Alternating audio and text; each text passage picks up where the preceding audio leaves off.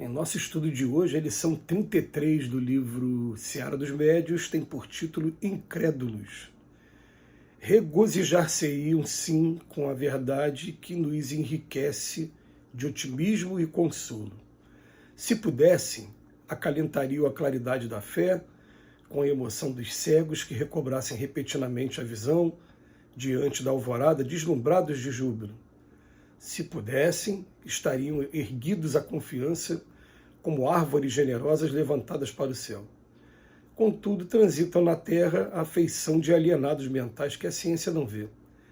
Terrenos devastados pelo incêndio das paixões, acabaram dominados pelos vermes do materialismo que lhes corroem os últimos embriões de esperança, muitas vezes em festim de sarcasmo.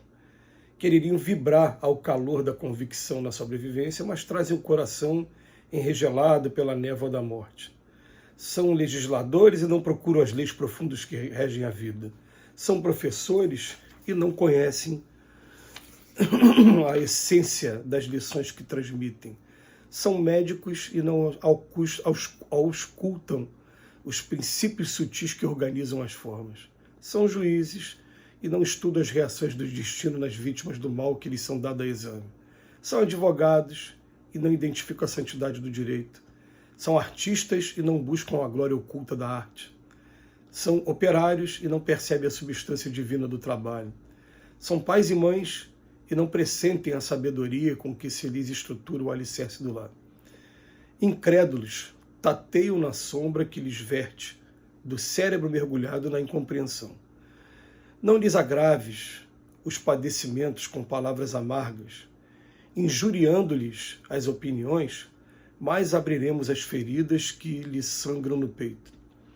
O azedume estabelece para os espíritos viciados na irritação 6 modalidades de tributos calamitosos: a perda do trabalho, a perda do auxílio, a perda do equilíbrio, a perda da afeição, a perda da oportunidade e a perda do tempo.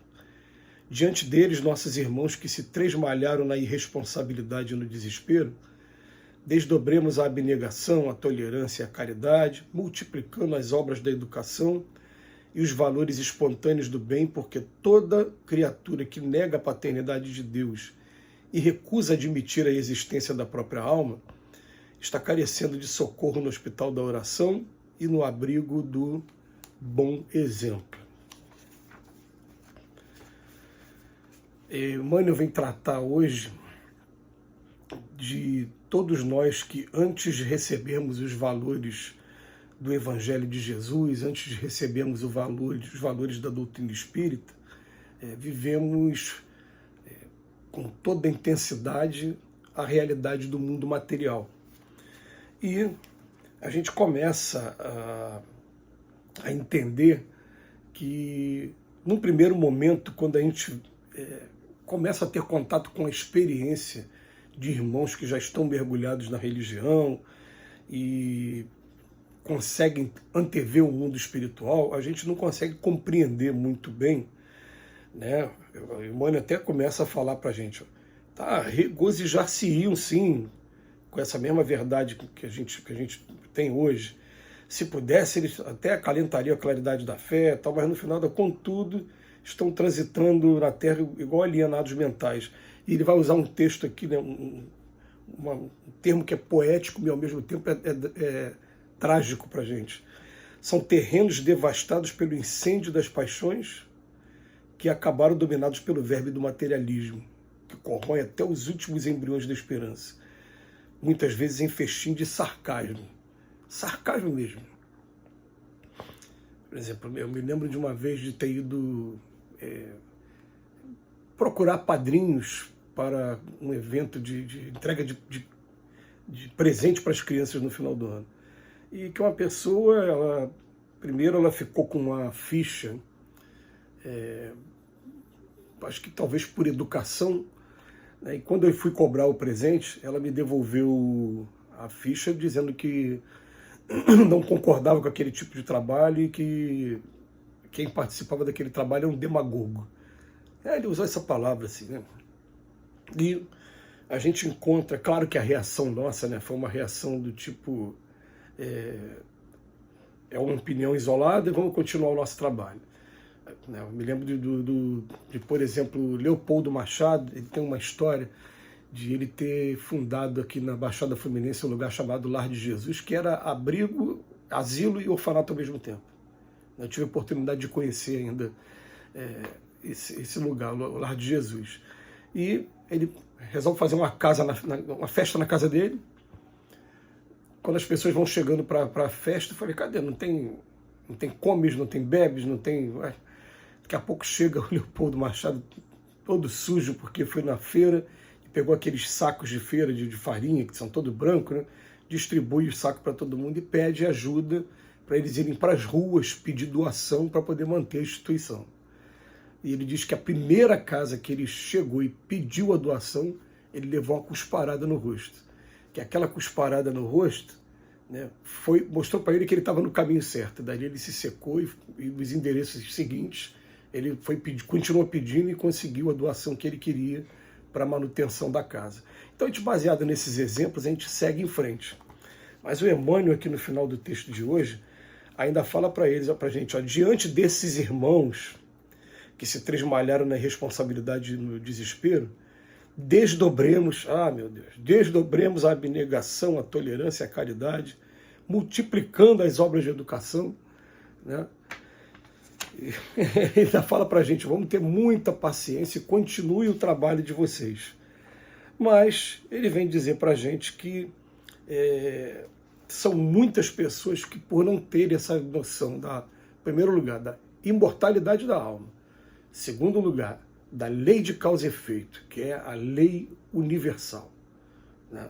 Imortalidade da alma, lei de causa e efeito, e da responsabilidade que a gente tem do tamanho do nosso conhecimento.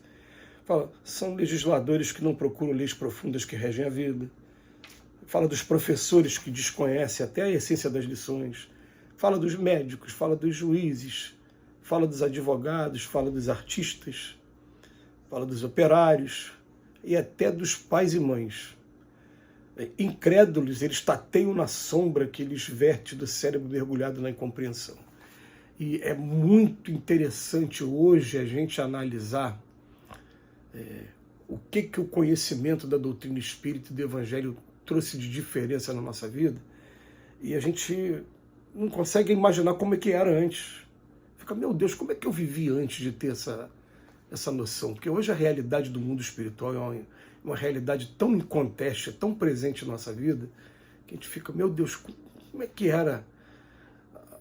Uma vez eu fazendo um estudo, uma palestra numa casa espírita, eu falei durante a palestra assim, né? Eu tenho muito medo de desencarnar hoje e reencarnar em um local em que não tivesse a doutrina espírita e eu, de novo, no esquecimento do passado e na influência da matéria, eu fosse viver simplesmente de forma instintiva o que eu aprendi, né? Será que o que eu aprendi...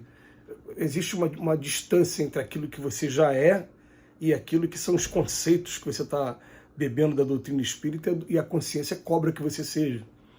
Mas eu vou estar num local que eu tenho esquecimento do passado. Aí quando eu termino de fazer o estudo, um espírito dá a mensagem através da presidente da casa, né, mensagem psicofônica, e fala assim, meu filho, depois que você aprende a doutrina espírita de verdade, você nunca mais vai ser o mesmo. Eu guardei aquilo comigo e falei, pô, espero do fundo do coração que esse espírito esteja com a razão, que realmente a voz da consciência, mesmo se eu não tiver do meu lado um livro dos espíritos, um evangelho segundo o espiritismo. A gente imagina se eu tivesse que nascer agora num país lá da Indonésia, que não tivesse a menor noção da doutrina espírita. Se eu estiver num local desse aí, eu espero de coração que esse espírito esteja certo, que esses valores nunca mais saiam da gente. Mas enquanto isso não acontece com a gente, o Emmanuel chama aqui de incrédulos a página de hoje e nos convida, ele vem falar para a gente uma outra coisa, que acabou o tempo curto, né? A gente não vai conseguir falar tudo, que esse azedume para esses espíritos, ele pode trazer 6 modalidades de tributo: perda do trabalho, oportunidade de trabalhar, de ser auxiliado, perde o equilíbrio, a afeição das pessoas, a oportunidade e o tempo. Isso tudo a gente perdeu enquanto a gente estava na incredulidade. e renova de novo os votos para que a gente intensifique o trabalho quando estiver diante desses irmãos. Que Jesus nos abençoe hoje e sempre.